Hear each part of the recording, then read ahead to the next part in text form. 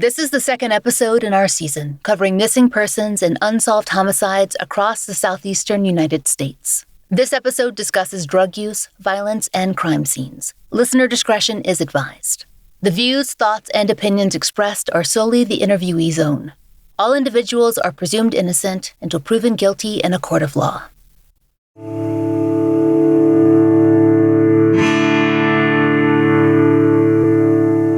This is The Fall Line. Last episode, we began the stories of Laresha Deana Walker and Wanda Faye Walker, mother and daughter who disappeared 17 years apart in apparently unrelated instances. Their family, Deana's son, Wanda's other daughters, their father, cousins, aunts, uncles, and so many other people across Nashville have been waiting for answers. Deana was only 23 years old in 1999 and mother to a 2-year-old, Rayvon. She was working for a temp agency and living in a duplex apartment in East Nashville. According to her sisters, Lakeisha and Samika, having Rayvon had settled Deana and focused her on the future. She'd had a stressful fall, going through a court case with a family member that had been delayed until the following January. Detective Filter of Metro Nashville PD also told us that there was the possibility that Deana may have been tapped to testify in another unrelated criminal trial as a witness. In that situation, there may have been pressure on her to refuse to share what she may have known with prosecutors, or even to prevent her from testifying at all. On November 19, 1999, Deana met her older sister Lakeisha and their younger sister Samika at their father's home. The sisters spent time with Lakeisha and Deana's children, and their father, Sidney, took Deana's car to the gas station. He wanted to make sure that her tank was full, because she was driving to nearby Murfreesboro in the morning to have her car repaired, and he didn't want her to have to stop on the way for fuel. Deana left her toddler Rayvon with Lakeisha that night and planned to pick him up on Saturday evening when she got back into town. In a time before the family all had cell phones, they weren't expecting to hear from her throughout her trip, and when she didn't show up on Saturday evening, Lakeisha assumed that her sister had been delayed. When she woke up on Sunday morning and there was still no sign of her sister, family members headed to Deana's home to check in and to collect more supplies for Rayvon.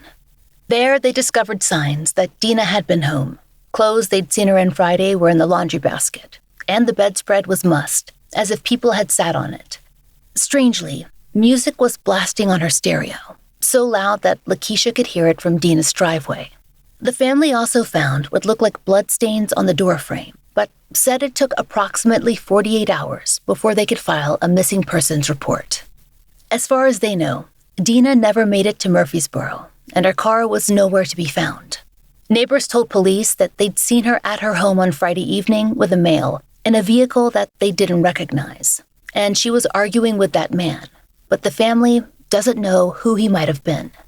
There are a few options: friends, romantic interests, even work colleagues, but without a better description or witness statements. So many things about Deana's case remain frustratingly vague.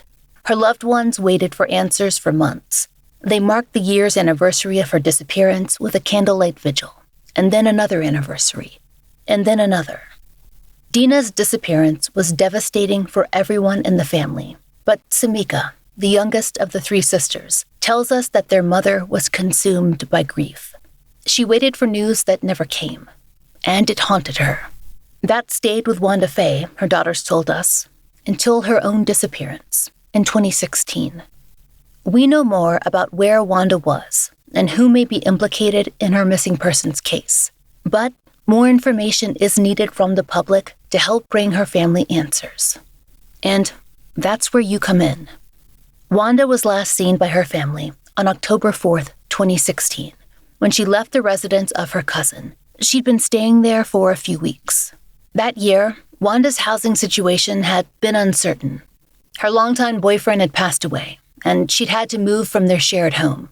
She'd stayed with various family after that, and she'd been with her cousin only briefly that fall. Her daughters tell us that many of Wanda's belongings were still packed in her Nissan Maxima. She'd been working at a local Dollar Tree, and she'd left work that day as usual. Her family was unable to contact her for several days, and then reported her missing. A week later, her Nissan was discovered on a side road, not far from her cousin's home. Per the U.S. Federal News, her personal items were still locked inside, and, quote, the car also contained evidence of a struggle. The evidence of that struggle was blood. The Federal News noted that it was, quote, believed that Wanda had a physical confrontation with someone that she knew. This person then drove Wanda's car to the location and left it in that area because of their familiarity with the location. They don't specify who that individual is, but Metro Nashville Police and Wanda's family had already spoken to the last person outside the family to admit to seeing Wanda on October 4th, a man who she'd been dating after the death of her long-term partner, and who claimed Wanda had called him that morning and told him that she was having car trouble. A man who allegedly said he'd helped Wanda with her car and left her safe on her way to work and not seen her since.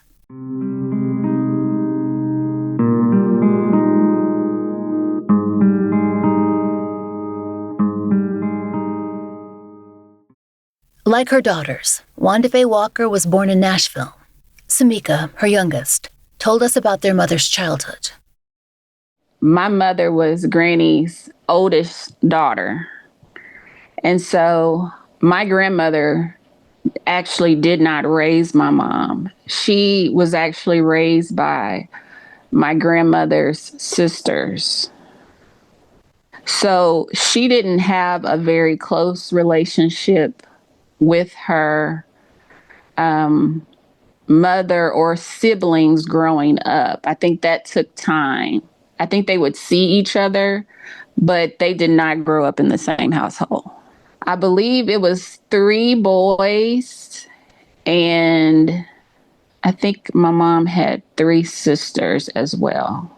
But she was the only one that was raised by her aunts. I don't think we realized that until we were older that happened. We actually didn't know that. And we just assumed that she was always raised by her mother. And what was interesting was that her mother, as she got older, ended up living with my mother. My mother ended up taking care of her mother for a while.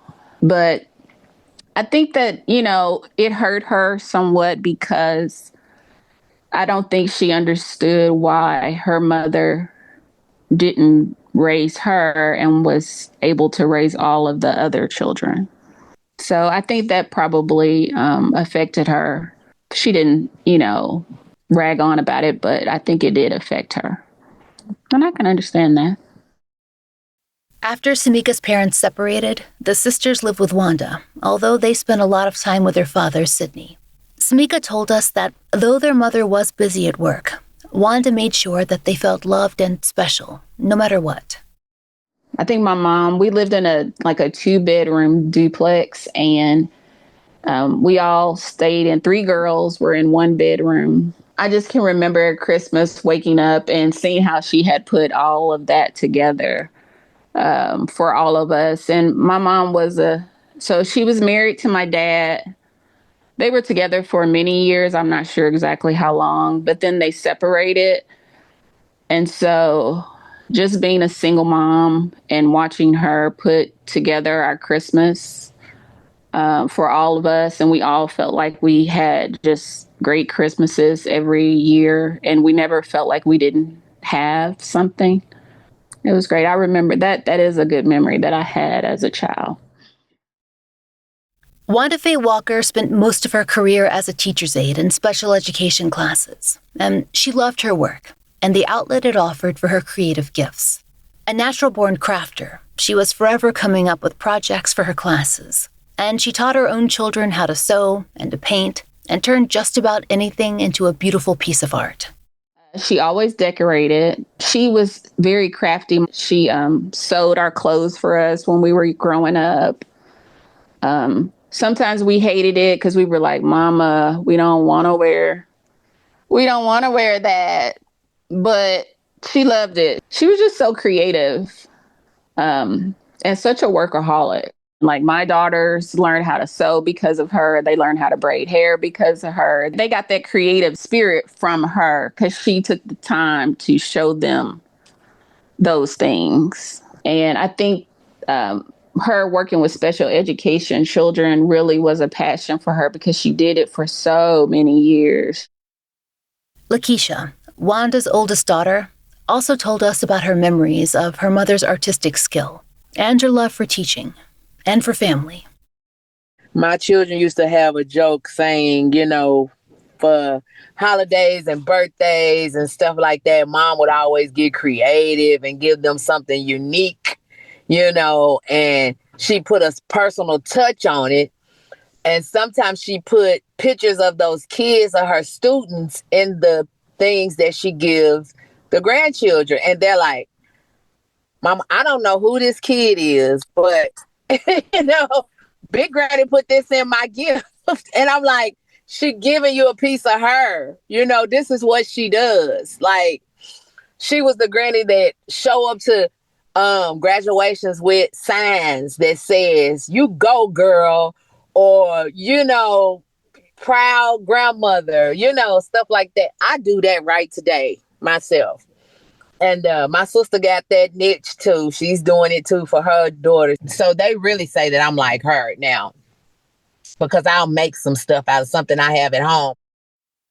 Quantisa, Lakeisha's daughter, says that she remembers her grandmother as always making time for her and the other grandchildren. She showed up for everything. And she was always at birthday parties, anything that we did, like major accomplishments, she was always there.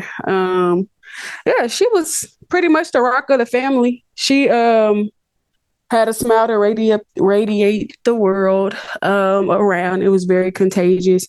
When talking to her, she's like a loud talker. So when talking to her, you would probably think that like she was arguing with somebody, but she was just a very loud person. So, when she was in education, like when her grandchildren had like their major accomplishments, she would like make a certificate. So like if we had like AB Honor Roll, we had principals list, and we was a part of any clubs, when that time came around, like she would make us certificates and like sign her name on them.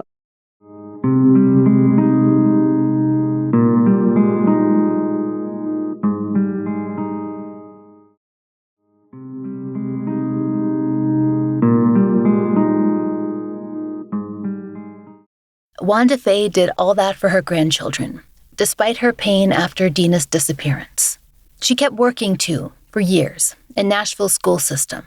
She even found love again with a gentleman named Steve, someone her family liked and who they said treated her well. Her daughter's missing persons case weighed heavily on her, the lack of leads or word on the investigation. But her children tell us that she managed for a long time. But then, a few years before her own disappearance, Wanda suffered another series of devastating losses. Lakeisha and Samika explained what Wanda went through when we spoke with them for this series. She met Steve, and her and Steve had a couple of years together, and she was happy with him. Maybe 5 or 6 years, maybe longer with Steve. And then I want to say her mother passed away. And then Steve passed away. And so she had to move out of the house that they was in. So then that left her homeless. Homeless on her end because that was her house.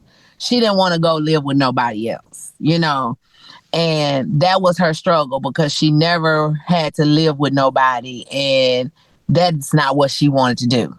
My mom's boyfriend passed away suddenly. And so she lived in Antioch, and so I lived near Antioch. And so after her boyfriend passed away, she moved in with me and my family. We have 3 children, and she moved in with us. And so we were close because, of course, I would see her every day. And at some point, she eventually moved in with my sister, and we always talked. We didn't talk every day. I would see her and we would talk. We would have lunch together sometimes. She was still working. I think she had a lot of time on her hands to just be idle, which wasn't good. I think what happened was her job was forcing her to get more education credits or something, and she just didn't want to do that at her age because she was already in her 60s. I think she just didn't want to do that, pursue that. So she was like, I'll just retire. She did get with the wrong crowd around that time, and she did get into drugs, and it seemed like it was getting better, and then until she ran into this guy that we feel like had something to do with her disappearance, and it seems like it just got worse with him, you know, because we was taking times like she would stay with my sister, then she would stay with me, you know, but she didn't really have a steady place. And she didn't have a steady job. So it was kind of like, I can't get a place, you know. Were you at all worried about her during that time? Definitely. She had lost her daughter. She lost her boyfriend. Her career was ending that she'd been doing most of her life. I think her mother ended up passing away. Like, she had a lot going on in a short amount of time. I think I told her before she moved out that she needed to get more. She needed to be working and preoccupying her mind and staying busy. But I don't think my conversation with her was as direct as, you're not doing well. As we told you earlier in the episode, Wanda had unstable housing in 2016. Her family was very willing to take her in, but she was unhappy to have to rely on them for a place to stay. And because of their various situations, she moved a few times throughout that year. Samika explained her mother's movements and how long she'd stayed with their cousin. So she was only staying with her cousin. It was a very short time because she moved with my sister, and then she moved into an apartment, and then she moved in with my niece because the apartments were being sold. And so she had to leave the apartments. And then my niece decided to move to Florida. So then she had to leave my niece. So I would say less than 30 days that she was with our cousin. According to Wanda's granddaughter, Quantisa, her grandmother was allegedly having relationship issues in the weeks before she disappeared. Or that's what Wanda told Lakeisha. It was one of the last things they spoke about. According to other members of the family, her cousin was aware of those issues as well. Well, she was still living with her cousin when this all happened. But she had a conversation with my mom. I think it was a couple days prior to her going missing about a guy that she was in a relationship with. It was something that he did that like scared her, and she said that she was going to leave him. Well, my mama asked her if she wanted her to go with her to like let him know. And she was like, no, it's okay. I think everything will be fine. And then there was literally like a day later, like my mom hadn't heard from her. She was calling, texting her. She wasn't responding. When we asked our cousin, she didn't know. She probably knew that she left the house, but she didn't know what happened after that. But because she had just recently started a new job, we had like called up to the job, and they were like, well, we hadn't seen her. And they said that was like not normal because for her just starting a job, she was showing up. Like when she was on schedule, she was showing up. According to CBS, Wanda missed 2 days of work at the Dollar Tree, which, as Quantisa said, was out of character. And it was strange for her to be out of contact with her daughters too. But Samika hoped that there would be an explanation. I don't think initially I thought anything was wrong. I think initially I was like, surely this couldn't possibly happen again.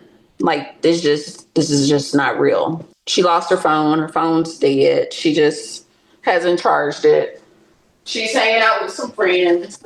I think that over the weekend, once we hadn't heard from her and we were calling her phone and she wasn't answering, that's when I realized, okay, this is not good. This is bad. This is really bad. That's when Wanda's family filed a missing persons report with Metro Nashville PD, and Detective Filter, who you've heard on our show many times before, was soon assigned to the case. The family had not seen her in a couple days or heard from her, which they said was very unusual because she would usually check in or talk to some family member every day or at least every other day. So come by October the 8th, almost 3 or 4 days later, nobody had heard from her and nobody could find her. She was living with one of her cousins over on 11th Avenue North. And the cousin said that she hadn't been home at all. And when they couldn't get a hold of her, and after talking with her boyfriend, and boyfriend claiming that he hadn't seen her either since the morning of October 4th, they decided to file a missing persons report. So the report would have been taken over the weekend and then assigned to me that Monday morning for follow-up. So Wanda was last seen by her boyfriend, and according to the boyfriend, he had received a phone call from her the morning of Tuesday, October 4th, and she was having car problems she was at Wedgwood Avenue near the railroad trestle, which is kind of in southwest Nashville. And she said her car just apparently had died and she couldn't get it started. Well, her boyfriend lived just about a block away from there, so he was able to walk to her location, and he reported that he checked the car, he put some oil in the engine, and was able to get the car started. And at that point, Wanda drove away and had told him that she was going to check her work schedule because she worked at the Dollar Tree, which was just a couple miles down the road. At the time of the initial report, there was nothing really out that just stood out, other than what the family was saying as far as the no contact, the kind of the change in life pattern was a little strange. And Wanda wasn't known to really take any trips or go anywhere. I mean, she pretty much stayed right in that area, or at least in Nashville somewhere. So for them not to be able to get a hold of her or to find her at all, I think was the most unusual part, from the family perspective. Her phone wasn't on, all these things just kind of added up to something wasn't right. But outside of that, there wasn't really any red flags, so to speak, that led to any indication that there was necessarily foul play or something involved.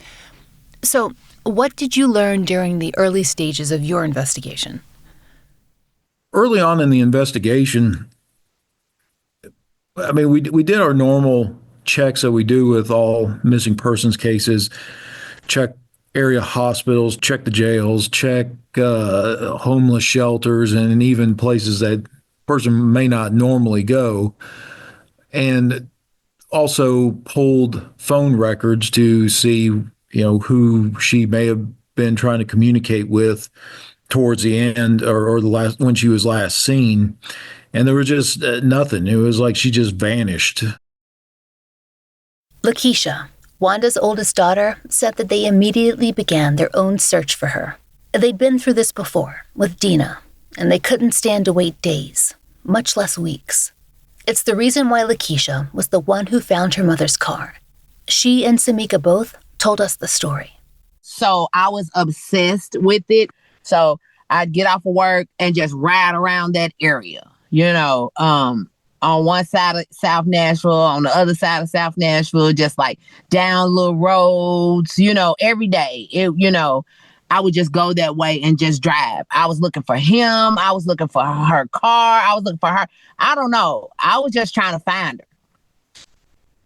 And I wasn't going to stop this time. I was like, and then just particularly that day, I'm looking and I'm looking and I'm looking. I'm like, I rode through here several times. How am I just now? I missed that car that many times because it was just down in this little alley. And so we all just went to the place where we saw the car. And I was like, let's just bust the window so we can get her stuff, see if we knew that was her car.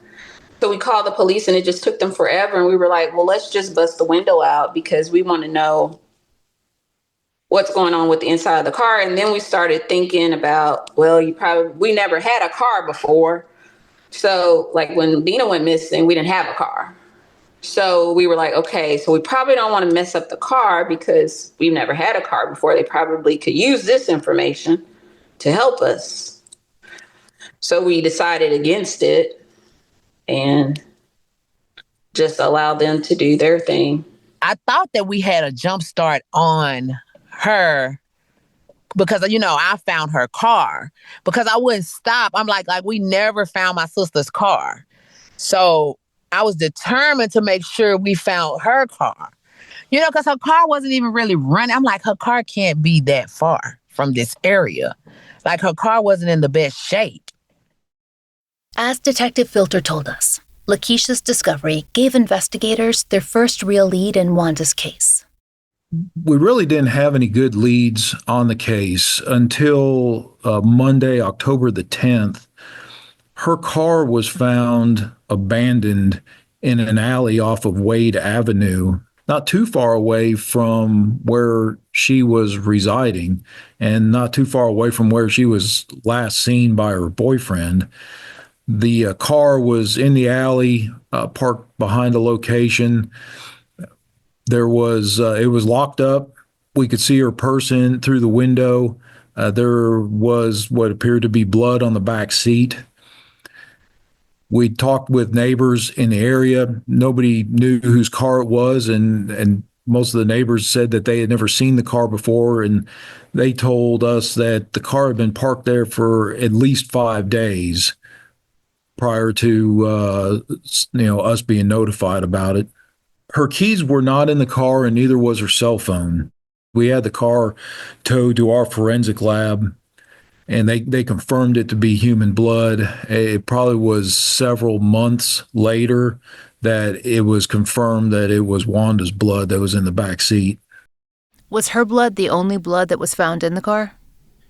Yeah, her blood, that was the only blood found in the car. Of course, when we processed the car, everything got swabbed, steering wheel, gear shift handle, door handles, for potential DNA. And there were some other DNA profiles found in the car. One of the other profiles being her boyfriend, which wasn't necessarily unusual.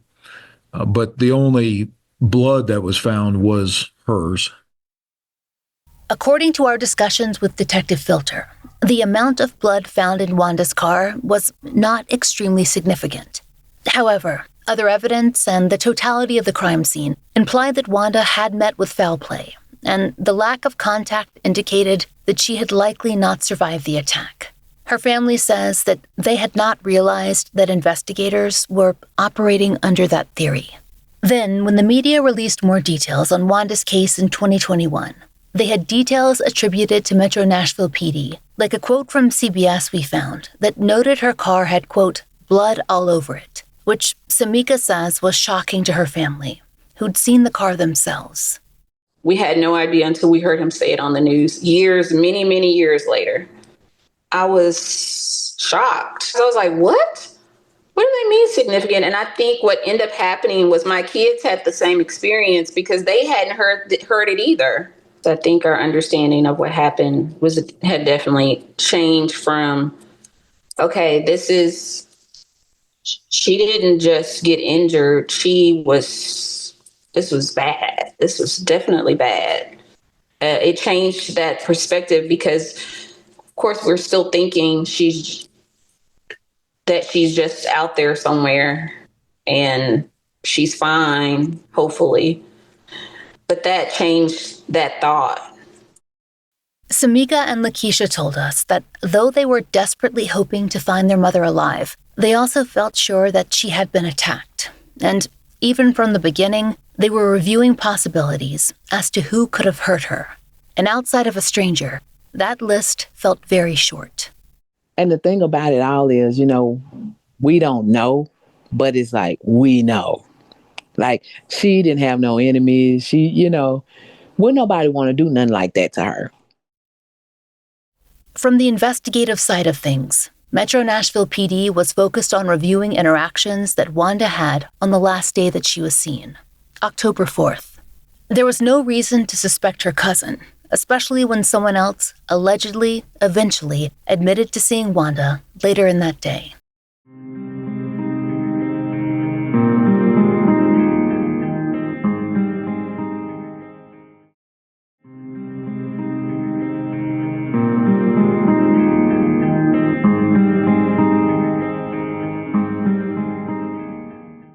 As we told you before the break, after Wanda's car was found, Metro Nashville focused as closely as they could on her movements on October 4th, 2016. One of the most potentially suspicious factors was that her significant other allegedly told family and law enforcement that he'd seen her that day.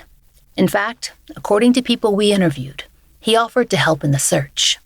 But later, he reportedly offered a different version of events. She spoke to a cousin about 3 days before she disappeared, and she told the cousin that she was planning on breaking up with her boyfriend because he was trying to control her, always wanting to know where she was, what she was doing, who she was with. The boyfriend's phone records actually reflected this quite a bit because when you looked at his phone records for several months prior to her disappearance, you can see this consistent pattern where he was calling and or texting her at least 3 or 4 times a day, minimum. Some days it was even more than that. And it was almost the same thing on the day she disappeared. The only difference was that on this day, for some reason, there were 3 calls from her to him. However, right after she disappeared, there was nothing. It wasn't until Saturday, October 8th, when the family contacted him and asked if he knew where she was, that you see reflected in the phone records that he started calling her phone. So it's very interesting when you look at these records and there's this constant calling and texting, and then all of a sudden she disappears on the 4th, and then for 3 days, he doesn't even try to call her or anything. So you got to, what happened, after October 4th that you just all of a sudden decided, I'm not going to try to call her. I don't really care where she's at. Lakeisha said that she found that especially odd, considering that when the family searched, they were told the couple were nearly always seen with one another, and it would have been unusual for them to be out of contact. Because everybody else that know that they was together, they say that they was always together, them two. And he didn't have a car of his own? No. Detective Filter was willing to share some of the opinions his department formed during their investigation, especially as they came across few possible persons of interest, nearly all of whom had alibis or were otherwise eliminated.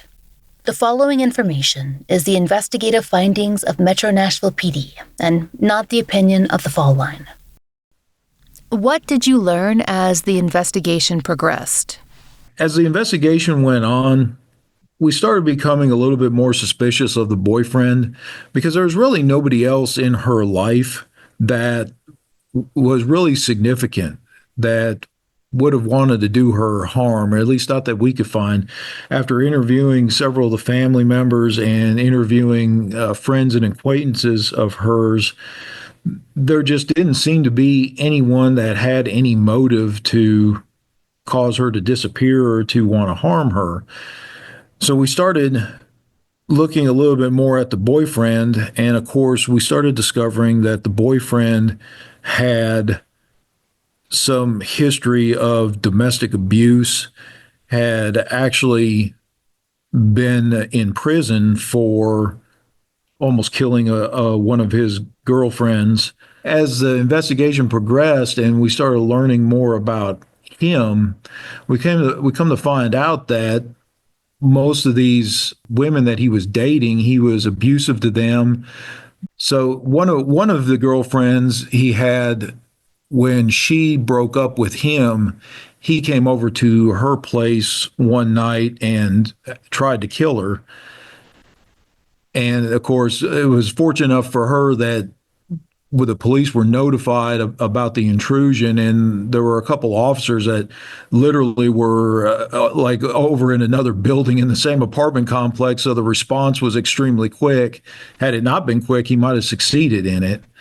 And another one of his girlfriends we interviewed said the same thing, that he tried to come after her when she broke it off with him. Although they had some leads in Wanda's case, Metro Nashville PD indicated that there was not enough evidence to act on. In 2021, they indicated to Fox 17 that they had not, quote, been able to crack the case with the scarcity of information at hand. With that in mind, Detective Filter, quote, reached out to the Federal Bureau of Investigation's Behavioral Analysis Unit for help. They suggested that offering a reward could influence someone to come forward with information that could help find out what happened to Walker. Based on that recommendation, Fox 17 reported, quote, the FBI is offering a $10,000 reward, while Crime Stoppers is offering a $1,000 reward for information leading to an arrest and conviction in the case. That reward is still active, and Metro Nashville is still actively seeking enough information to be able to move forward in their investigation.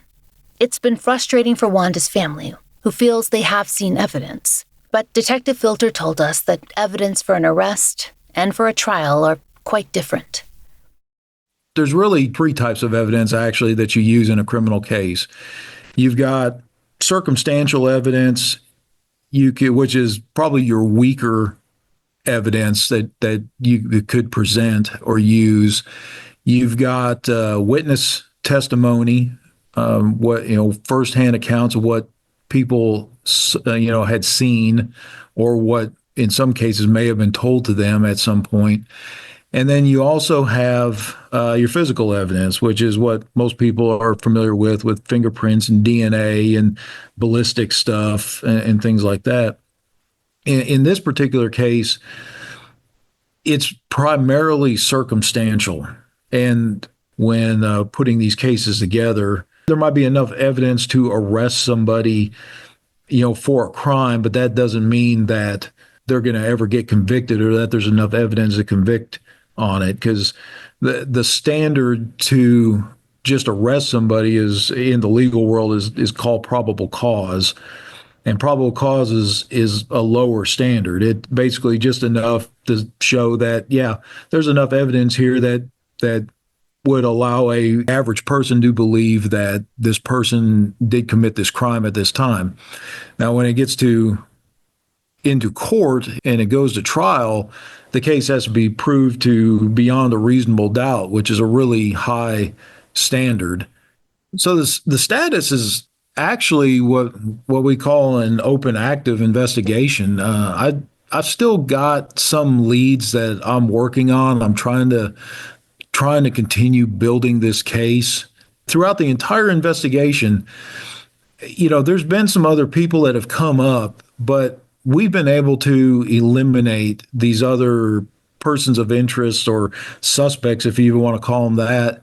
And we've been able to eliminate them because we've been able to show that they were not in a position, or they basically were not in a position to be able to have done anything to her around the time frame that she disappeared. They either weren't in the city, or they were in jail, or there's some other reason that we were able to confidently eliminate them.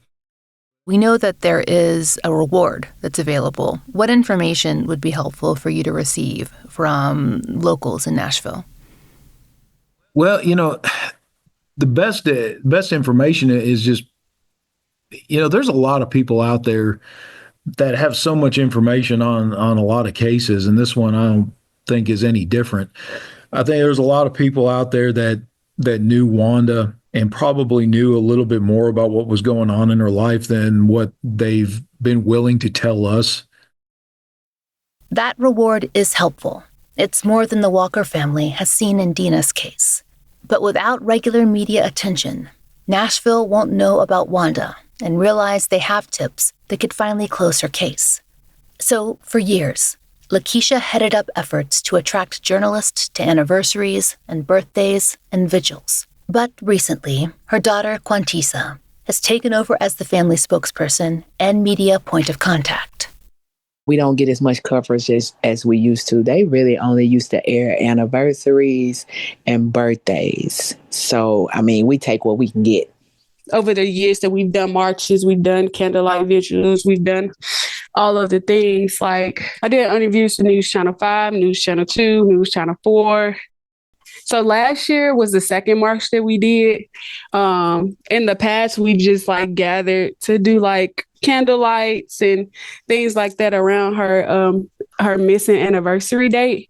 But last year was the second one, and they've been like successful over the years. So it's like, I think that the marches are good for us to do, just to let the community know that we're still like, we haven't lost hope, and we're still, trying to find closure for our family, because this is not the first rodeo for us. This is the second.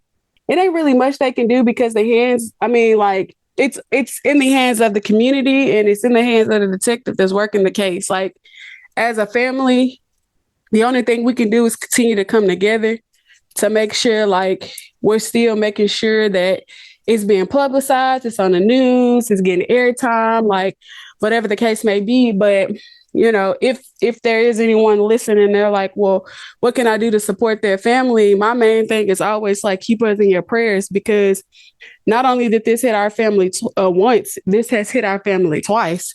And it hasn't been an easy journey. Like, we all are processing it in our own little way. And I can speak for me. It's been the strength of God who has gotten me through it. Lakeisha appreciates that Quantisa has taken this on. Like so many loved ones we've interviewed on this show, she is exhausted, and she feels like she's been stuck in the same cycle. Not just her mother's case, but since 1999, when her younger sister drove off, headed to Murfreesboro, and never came home. She has hope, but it can feel fragile. I always go back to that, because I feel like I've been stuck in that same place.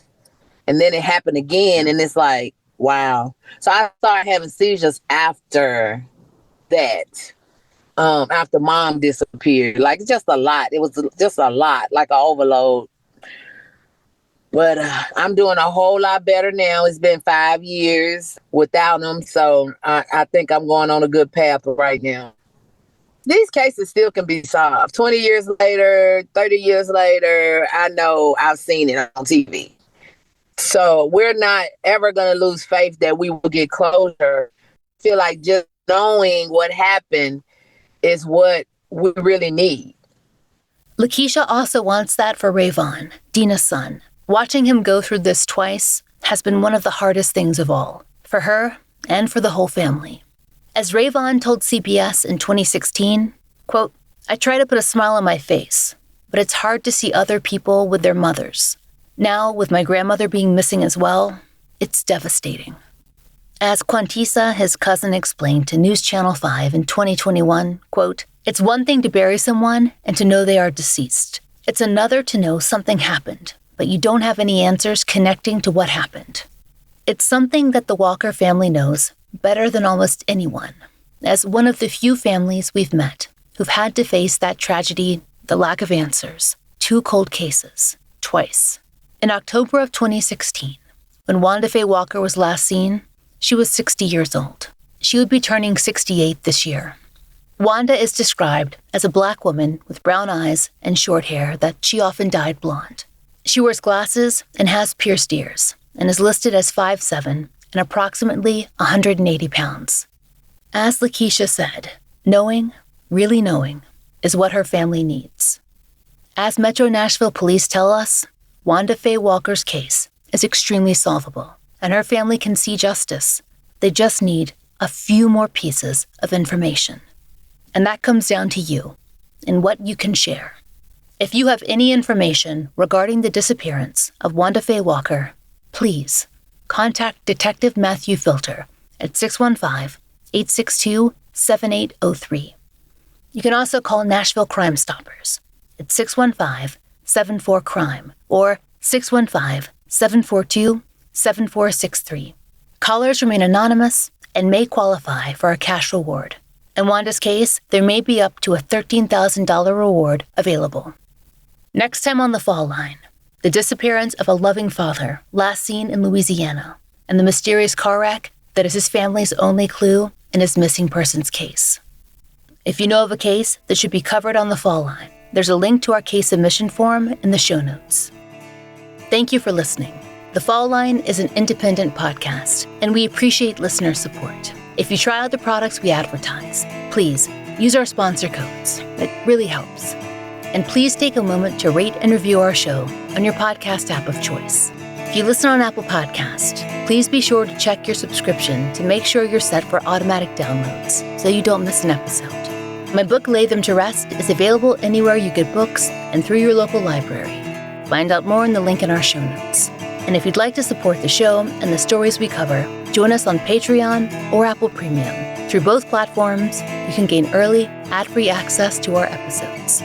The Fall Line's Patreon and Apple Premium support our Family Therapy Fund and actively pay for therapy for families who've appeared on the show. The Fall Line is written, hosted, and researched by Laurah Norton, with additional research assistance by Melissa Gold, interviews by Brooke Hargrove, produced, engineered, and scored by Maura Curry, content advisement by Vic Kennedy and Brandy C. Williams. Special thanks to Liz Lipka.